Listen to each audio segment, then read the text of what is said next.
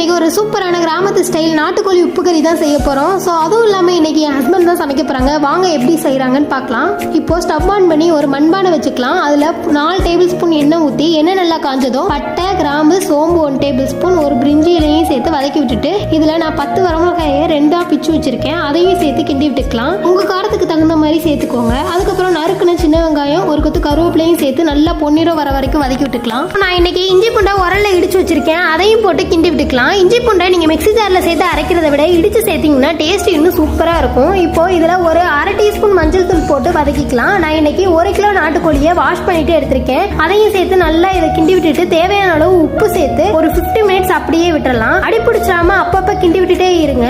Sorry friends, ஷார்ட்ஸ்ல 60 செகண்ட்க்கு மேல video போட முடியாதனால ஃபுல் வீடியோ லிங்க் டிஸ்கிரிப்ஷன்ல கொடுத்துருக்கேன். மிஸ் பண்ணாம வீடியோ போய் செக் பண்ணி பாருங்க. இந்த டிஷ்ஷை மறக்காம வீட்டில் ட்ரை பண்ணி பாருங்க.